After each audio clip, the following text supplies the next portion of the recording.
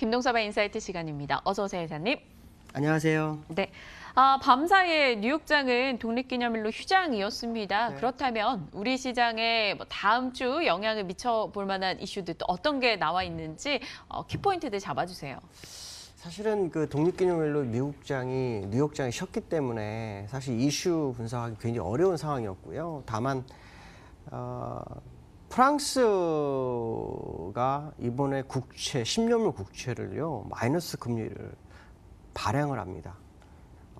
상당히 의외인데요.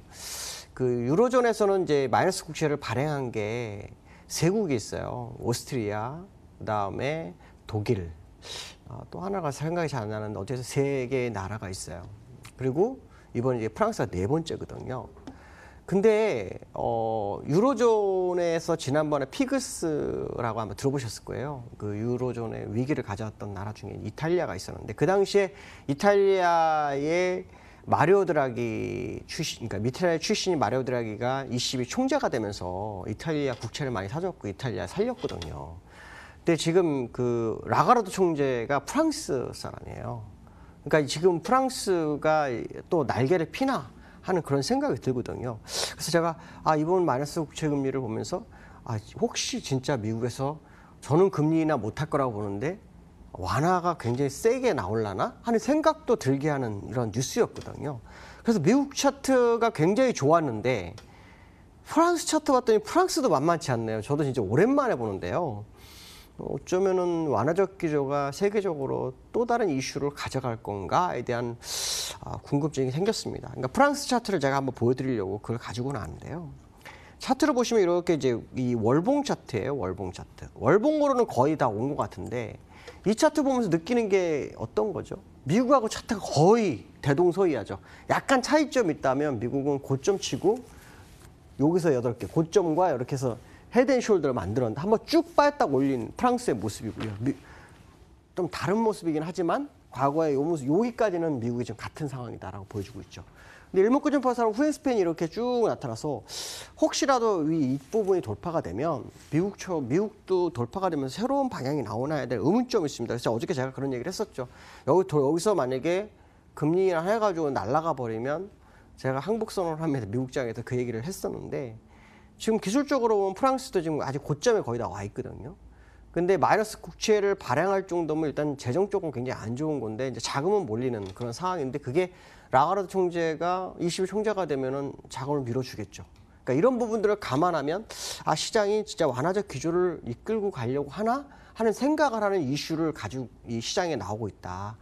그래서 이번 달에 FOMC에서 금리 인하가 되는지 안 되는지 진짜 확인해 볼 필요성이 있겠다라고 말씀드릴 수 있고요.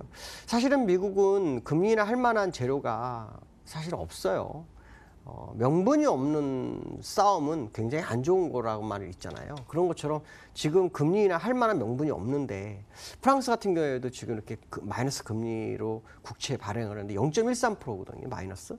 이렇게 되면은 뭐 손실 보면서 국채를 사야 되는 상황인데 이거 ECB에서 이런 것들을 용인하는 게 대단하다라고 말씀드릴 수 있고요. 그것은 결국 세계적 기조가 정말 완화적 기조로 가는가에 대한 부분인데 이 부분을 확인해 보려면 이번 달에 FOMC에서 금리를 인하를 하는지가 관건일 것 같다. 또 인하를 하더라도 추세적일 것이냐, 단발성으로 어떤 뭐 깜짝 쇼에 의한 금리 인하냐, 이걸 좀 구분을 해야 하는 그런 상황이 있어야 될 것 같다. 그러나 분명한 것은 완화적 기조를 유지하고자 하는 모습이 각국에서 나타나는 건 사실이고 프랑스 같은 경우에도 그 모습을 보이는 것은 라가르도 총재의 완화적 기조를 미리 시장에 알려주는 것일까 하는 생각 정도는 해봐야 되겠다라고 말씀드릴 수 있고요. 두 번째 이슈는요. 다음 주가 되면 만기예요. 만기.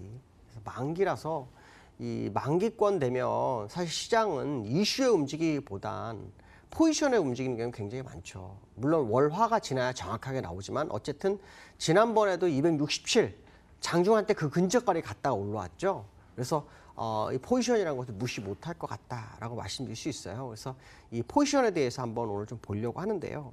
제가 사실은 이 포지션을 이번 주부터 봤어요. 이번 주 월요일부터 봤는데 특징이 뭐냐면 외국인은 콜과 풋을 양매도를 뒀어요. 지금 보시면 이게 이제 이쪽하고 이쪽이 콜하고 푸시거든요. 근데 양매도를 뒀었는데 지금 보시면 여기가 이제 풋매도예요. 여기 제가 이제 화살표로 이렇게 표시해 준 게 풋매도인데 이 풋매도 자리가 많았어요. 말하는데 좀 풀어졌어요. 그러면서 기관들이 풋매수를 강화합니다. 기관들이 이쪽에 풋매수를 아주 강화를 하거든요. 그러면 변동성이 상당히 클 것 같다는 생각이 들었는데 여기서 키포인트는 뭐냐면 기관이 변동성으로 하방을 만약에 갈 거라면 연기금의 행보가 굉장히 크거든요. 왜냐하면 연기금이 방향을 잡아지면 그 기관들이 연기금을 따라서 움직이는 경향이 요즘 있었어요. 근데 요즘 연기금 제가 봤더니 어떤 일이 벌어졌냐면 연기금이 이 일자별로 보면요. 요 근래 매도가 많아요. 매도가 많습니다.